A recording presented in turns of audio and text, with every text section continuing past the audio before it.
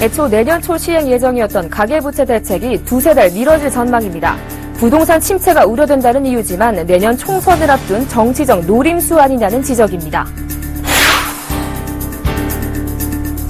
13억 중국 시장을 겨냥한 한중 FTA가 오는 20일 공식 발효됩니다. 현대차의 야심작 EQ900가 모습을 드러냈습니다.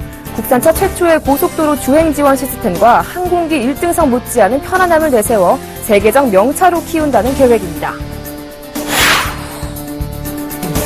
강남과 서초, 송파 등 강남 3구 아파트 거래가 줄면서 아파트 값도 1년 만에 떨어졌습니다. 강남발 침체로 부동산 시장이 얼어붙는 것 아니냐는 우려가 나오고 있습니다.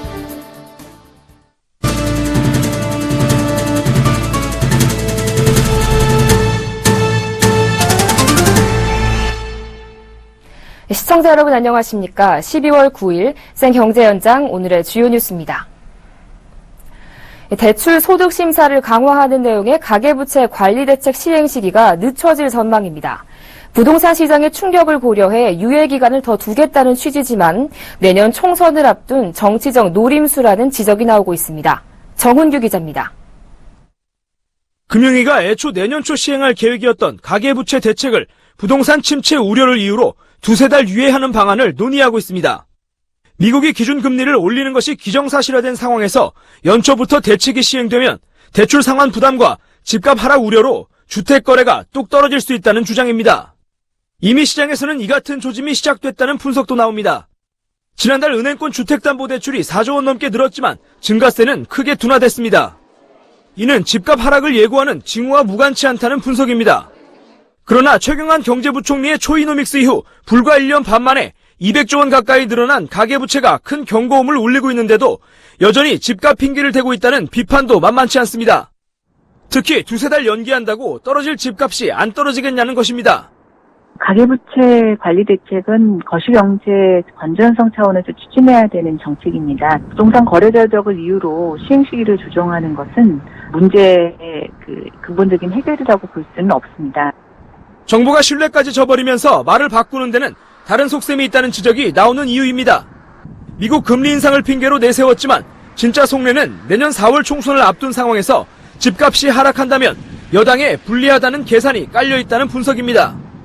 앞서 지난 7월 정부는 급증하는 가계부채를 억제하기 위해 금융기관이 상환능력 심사를 강화하고 원리금 분할 상환을 유도하는 내용을 골자로 하는 가계부채 대책을 발표하고 내년 1월부터 시행한다고 발표했습니다. 이에 따라 세부 가이드라인은 조만간 은행연합협회가 발표할 예정입니다. 가계부채 대책 시행을 코앞에 두고 정부가 갈팡질팡하는 사이 한국의 가계부채는 어느새 1,200조 원 가까이 눈덩이처럼 불어나고 있습니다. 서울경제TV 정훈규입니다. 석유 수출국 기구 회의에서의 석유 감산 실패 소식에 유가는 3거래일 만에 8% 이상 폭락했습니다. 역대 최고점 대비 74%가량 떨어진 상태입니다. 내년 상반기에는 더 하락할 것으로 보입니다. 골드만삭스는 배럴당 20달러까지 하락할 것으로 예상하고 있고 시티도 올해 초부터 배럴당 20달러 전망을 내놨습니다. 석유 생산국들이 내년 석유 수출국 기구 회의를 앞두고 공조할 가능성이 작은 데다 내년 초 이란의 원유 수출이 정상화될 것으로 예상돼 공급 과잉 문제는 지속될 전망입니다. 강한 엘니뇨 예보에 따른 겨울 재고 증가, 미 금리 인상으로 인한 달러 강세, 중국의 수요 감소 등도 내년 상반기 유가 하락에 큰 영향을 미칠 것으로 예상됩니다. 최근 6개월간 국제 유가가 40% 가까이 내려갔지만 한국의 기름값은 8%밖에 내리지 않은 것으로 나타났습니다. 블룸버그에 따르면 국제 유가는 6개월 만에 약 40% 내렸지만 한국의 휘발유 소매 가격은 지난 4일 현재 리터당 1,457원으로 6개월 전에 1,577원보다 120원 낮아지는 데 그쳤습니다. 북미와 유럽, 아시아 등 37개국의 6개월간 평균 하락률이 10.5%인 것과 비교하면 한국의 기름값 하락폭은 다른 나라에 비해 작았습니다. 특히 미국의 휘발유 소비자 가격이 22%나 떨어져 가장 많이 내려갔고 한국보다 기름값 하락폭이 작은 나라는 4개국에 불과했습니다. 한국은행이 내일 오전 9시 기준금리를 결정하는 금융통화위원회를 엽니다. 이번 금통위에서는 지난 6월에 0.25%포인트 내려 현재 연 1.5%인 기준금리가 6개월째 동결될 것으로 전망됩니다. 한국금융투자협회가 지난달 25일부터 이달 1일까지 채권 보유 및 운용 관련 종사자 107명을 대상으로 조사한 결과 응답자의 95.3%가 이번 금통위에서 기준금리가 동결될 것이라고 답했습니다. 올 3분기 GDP 성장률이 전기보다 1.3% 반등했고 다음 주엔 각국 통화 정책에 영향을 미치는 미국 연방준비제도의 연방공개시장위원회가 예정돼 있기 때문입니다. 이번 연방공개시장위원회에서는 2008년 금융위기 이후 제로 수준까지 낮아진 금리를 올리는 결정이 나올 것이라는 관측이 지배적입니다. 미국이 금리를 올리기 시작하면 하는 입장에선 국내에 있는 외국계 자금의 이탈 우려 때문에 기준금리를 낮추기가 어렵게 됩니다. 13억 중국 시장을 겨냥한 한국과 중국 간 자유무역 협정이 오는 20일 공식 발효합니다. 한국과 중국 양국은 오늘 오후 중국 베이징에서 한중 FTA 발효를 공식 확정하는 외교 공안을 교환했습니다. 한중 FTA가 발효되면 상품은 품목수 기준으로 우리 측은 92.2%, 중국 측은 90.7%에 대해 20년 내 관세가 철폐되고 수입액 기준으로 우리 측은 91.2%, 중국 측은 85%가 20년 내에 관세가 없어집니다. 농수산물을 포함한 초민감 품목은 양호 제외가 30%, 자율관세 할당 16%, 관세 감축 14% 수준으로 조정됐습니다. 삼성전자가 자동차 전장 사업 진출을 위해 전사 조직에 전작사업팀을 신설했습니다. 자동차 전장은 차량에 들어가는 모든 전기, 전자, IT 장치를 뜻합니다. 삼성전자는 단기간 내 전장 사업 역량을 확보하기 위해 초기에는 인포테인먼트와 자율주행을 중심으로 역량을 집중하고 향후 계열사 간 협력을 강화해 나가기로 했습니다. 신설된 전장사업팀장에는 생활가전 C&M 사업팀장을 맡고 있던 박종환 부사장이 선임됐습니다. 부품 부문장 권호연 부회장이 종합기술원과 전장사업팀을 관장합니다. 아울러 삼성전자는 주력 사업인 영상 디스플레이 사업부에 무선 오디오, 사운드바, 블루레이, 홈시어터 등의 제품을 담당하는 AV 사업팀을 신설하고 무선 사업부에도 모바일 인핸싱 팀을 설치했습니다. 현대차의 고급차 브랜드 제네시스의 첫 차 EQ900가 그 모습을 드러냈습니다. 현대차는 EQ900에 제네시스 브랜드가 지향해 나갈 변화와 혁신의 청사진을 담아냈습니다. 김혜영 기자가 전합니다. 현대차가 서울 하얏트 호텔 그랜드 볼륨에서 세계적 명차로 키울 제네시스 브랜드의 첫 모델인 EQ900를 공개했습니다. 우선 웅장한 외관이 인상적입니다.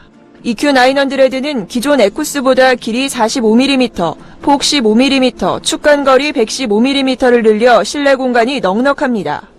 EQ900는 2세대 제네시스에 적용돼 호평을 받았던 전자식 상시 4륜 구동 시스템을 적용했습니다. 겨울철 눈길과 악천후 속에서 뛰어난 주행 성능을 발휘합니다. 인간 중심의 진보라는 모토에 걸맞게 운전 편의성도 개선했습니다.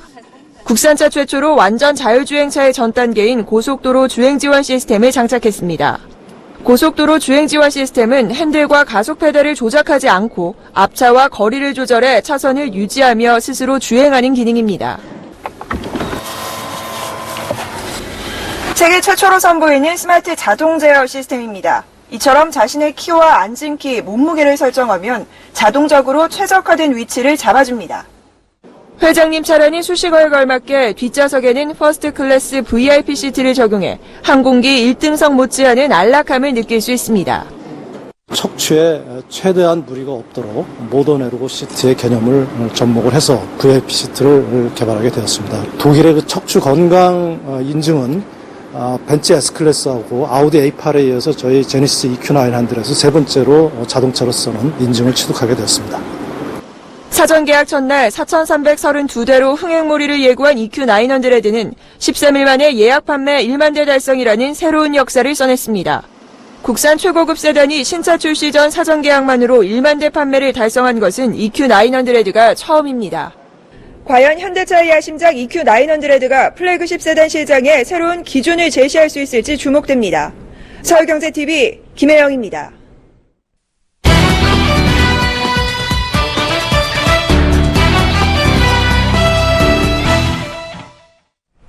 강남과 서초, 송파 등 강남 3구의 아파트 거래가 줄면서 강남발 부동산 침체가 오는 게 아니냐는 관측이 나오고 있습니다. 강남 3구는 부동산 시장의 선행 지표로 불릴 정도로 시장이 민감하게 반응하기 때문인데요.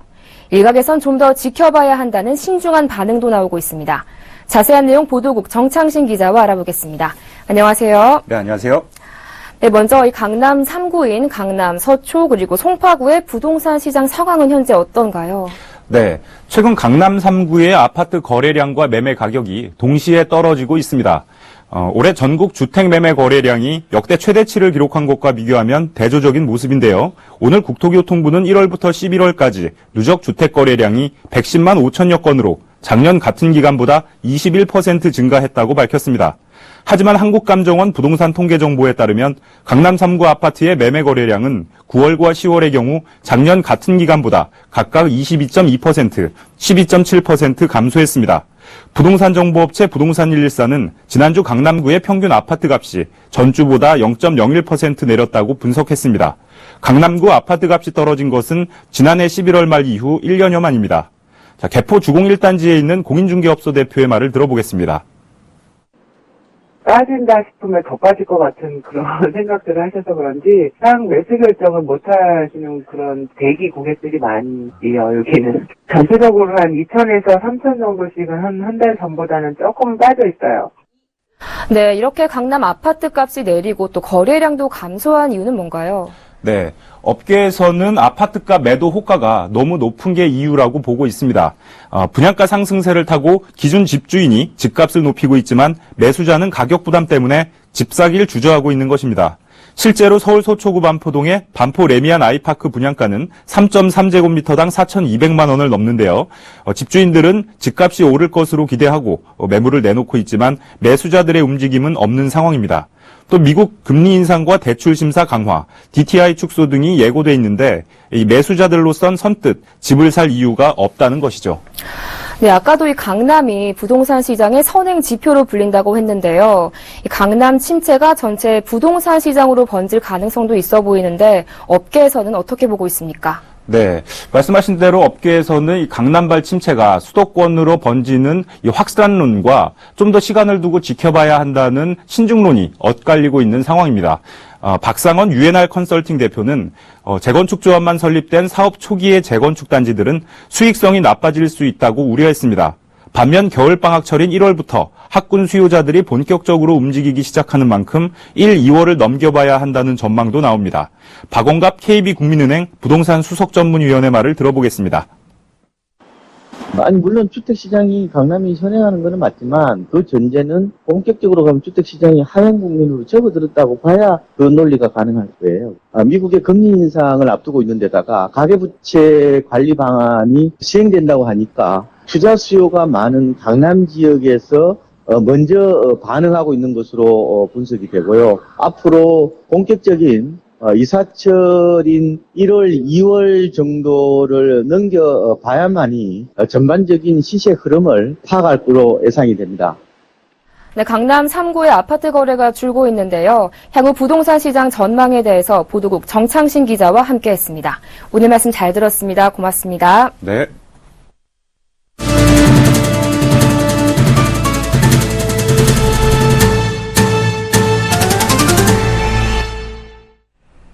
금융당국이 정부 중앙부처의 개방직 간부가 연루된 코스닥 제약업체 알테오젠의 불공정 거래 혐의를 조사 중입니다.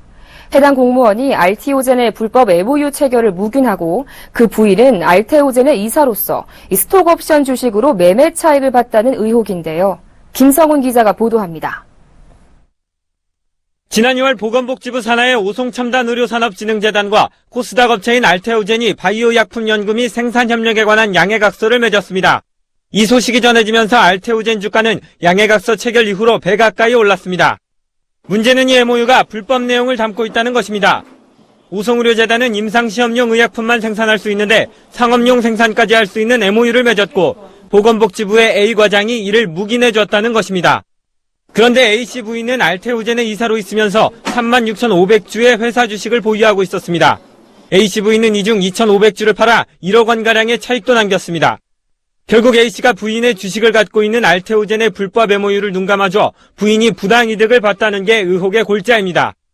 금융위원회 자본시장조사단은 이 같은 의혹을 조사 중인데 A 과장은 이번 MOU에 전혀 관여하지 않았다고 주장하고 있는 것으로 전해졌습니다. 금융위는 A 과장 외에 오송의료재단 관계자들이 알테오젠 주식을 사고 팔아 부당한 이익을 취했는지도 확인할 방침입니다. 금융위 조사 여파로 알테오젠 주가는 오늘 4.17% 떨어졌습니다. 서울경제TV 김성훈입니다. 일본 롯데가 최근 잇따라 한국 롯데제과 지분을 사들이고 있습니다. 공개적으로는 지분 매입을 늘려 한국과 일본의 협력 관계를 돈독히 하겠다는 건데 속내는 신동빈 회장이 우호 지분을 늘려 경영권을 강화하려는 의도로 해석됩니다. 한지희 기자가 보도합니다. 신동빈 회장이 일본 롯데를 동원해 롯데제과 최대 주주 지위 쟁탈전에 나섰습니다. 일본 롯데는 오늘 롯데제과 지분 7.9% 11만 주가량을 공개 매수하기로 했습니다. 주당 매수 가격은 230만 원, 지분을 모두 매입하는 데 필요한 돈만 2,594억 원에 이릅니다.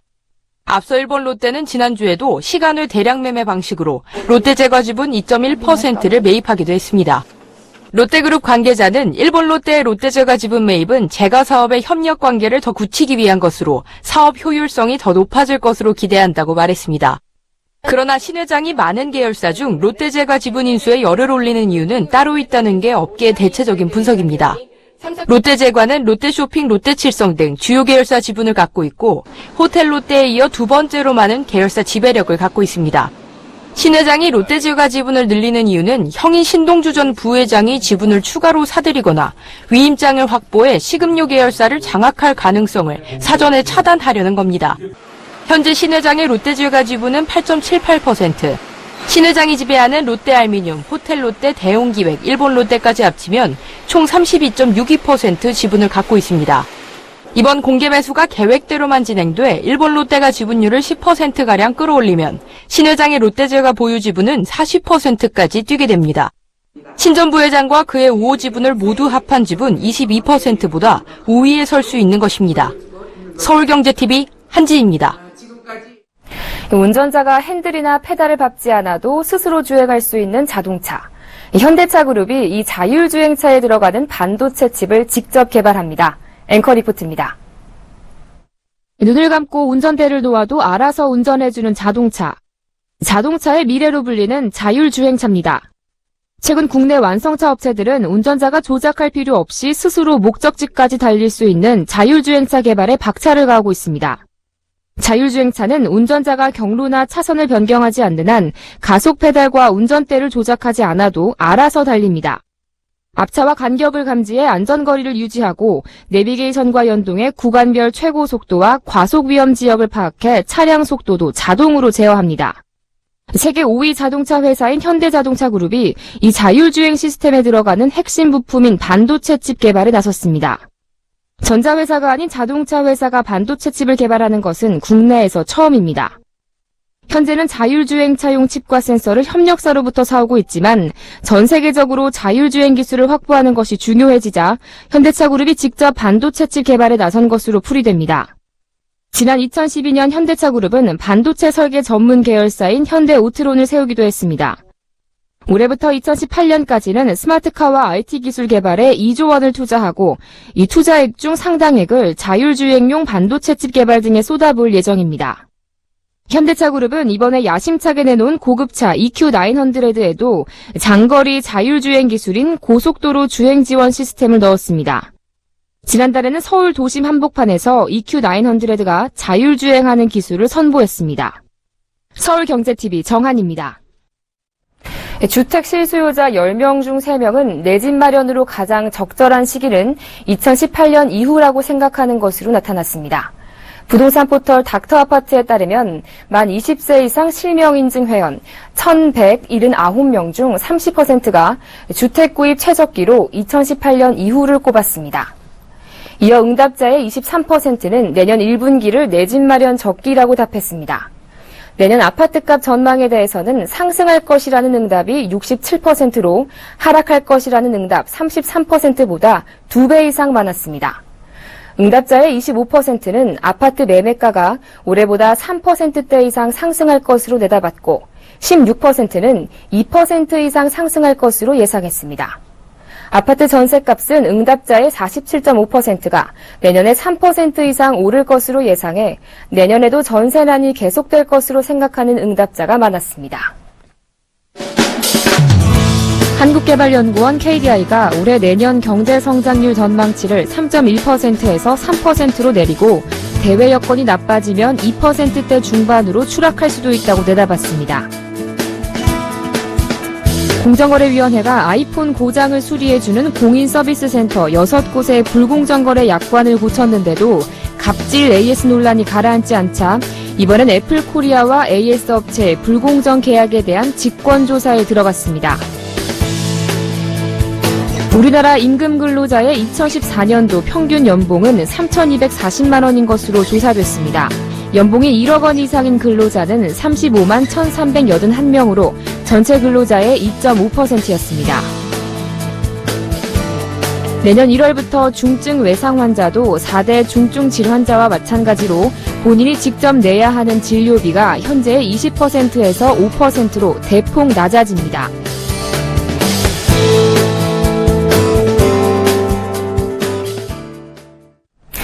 어느새 1,200조 원까지 불어난 가계빚. 이를 억제하기 위해 정부가 가계부채 대책을 발표하고 또 시행한다고 공공연히 말해왔는데요. 정책이 국가 이외의 이익에 치우쳐 추진된다면 국민이 어떻게 정부를 신뢰할 수 있을까요? 생경제연장 여기서 마칩니다.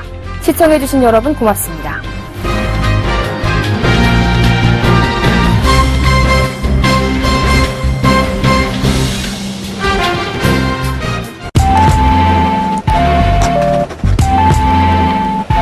글로벌 경제 채널 서울경제TV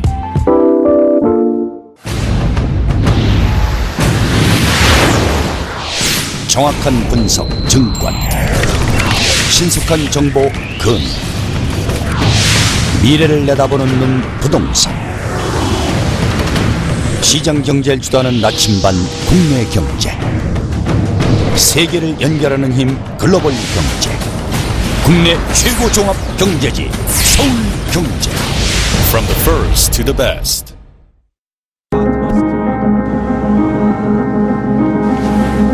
안에서 답을 찾았는데 밖에서 문제를 못 풀 리 없고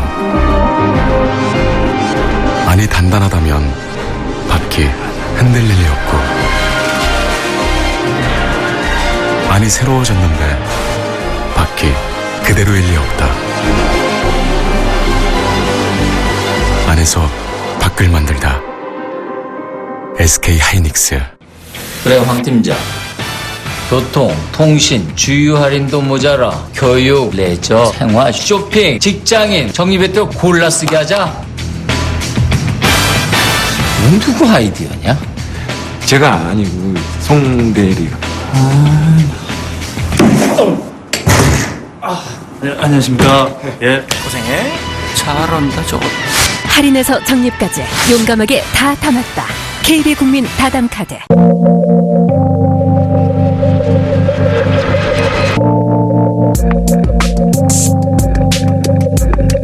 글로벌 경제 채널 서울경제TV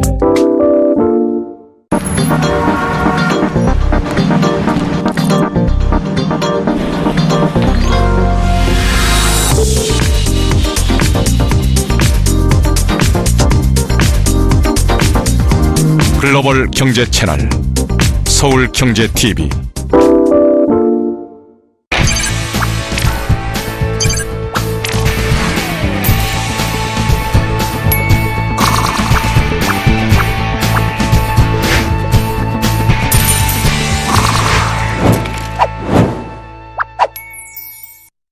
본 방송에서 제공하는 부동산 정보는 투자 판단에 대한 조언입니다. 방송에서 제공하는 부동산 물건의 가치, 가격 상승 및 가격 하락에 대해서는 방송사에서 보장하지 않습니다.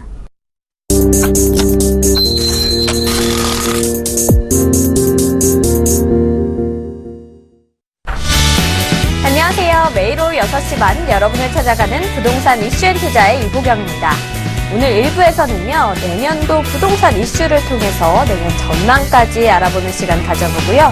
이어지는 2부에서는 전문가가 추천하는 특급 매물 살펴보는 시간이죠. 매물 돋보기 시간 이어가겠습니다. 오늘 방송 보시다가 궁금한 점 있으시거나 상담 원하시는 분들은요. 언제든지 주저하지 마시고 연락 주시기 바랍니다. 02-3153-2662번으로 전화 주시거나 013-3366-0110번으로 문자 주시기 바랍니다. 네, 오늘 함께 해주실 분부터 만나보도록 하겠습니다. 창조경제부동산연구소의 김원준 팀장님 자리하셨습니다. 안녕하세요. 안녕하십니까. 네, 최근 부동산 시장의 가장 뜨거운 감자는 바로 주택담보대출 요건 강화가 아닐까 싶습니다. 가계부채에 대한 우려가 좀 높아지면서 대출 규제를 강화하려는 움직임이 나타나고 있다고 하는데요. 팀장님, 이런 부동산 정책들이 내년도 부동산 시장에 어떻게 영향을 미칠까요? 네, 그 앞에서 말씀하셨던 것처럼 2015년도 얼마 남지 않았습니다. 자, 2015년도 되돌아보고 후회하기보다 2016년도 언제 어떤 식으로 정책들이 바뀌는지 알아봐야 될 텐데요. 지금 앞에서 말씀해 주신 것처럼 가계부채 종합관리 방향에 따라서 가이드라인 아직 발표되지 않았지만 앞으로 어떤 식으로 바뀔지 한번 또 예상을 해보겠는데요. 자, 먼저 1월에 어떤 이제 제도가 변경이 될지 한번 알아보도록 하겠습니다. 1월에는 먼저 비사업용지 양도세 중과제도 유예 기간이 올해 말로 종료가 되겠는데요. 자, 비사업용 토지는 나대지나 부재지주, 소유 임야 등, 그러니까 실수요나 사용이 없이 단순히 재산 증식 수단으로 활용되는 그러한 토지의 그 토지들을 말하는데요. 2005년도 831 부동산 대책에 따라서 자, 비사업용 토지에 대해 보유 기간에 관계없이 양도 차익의 60%를 세금을 부과를 했었습니다. 자, 하지만 이렇게 중과세가 제도가 도입이 됐었는데 2008년도에 다들 아시는 글로벌 금융 위기 이제 이후에 부동산 시장이 좀 위축이 많이 되었었죠. 자, 그렇기 때문에 그 후로 기본 세율에다 추가 세율을 적용을 해서 1년에서 2년 주기로 중과세를 유예를 계속 해왔었습니다. 자, 하지만 이제 이렇게 내년 1월 1일부터는 거주용이나 사업용이 아닌 비사업용 토지는 양도 차익에 따라서 16에서 최대 48%의 세율을 적용이 받게 됩니다. 자, 다만 3년 이상 보유할 때부터는 장기 보유 특별 공제 혜택을 받게 되는데요. 10년 이상 장기 보유를 할 경우에 양도 차익은 최대 30% 정도까지 낮아지기 때문에 잘 활용을 하신 다음에 세금을 납부를 하시면 좋으실 것 같습니다. 그리고 오피스텔 주택임대 사업자한테 주어졌던 신규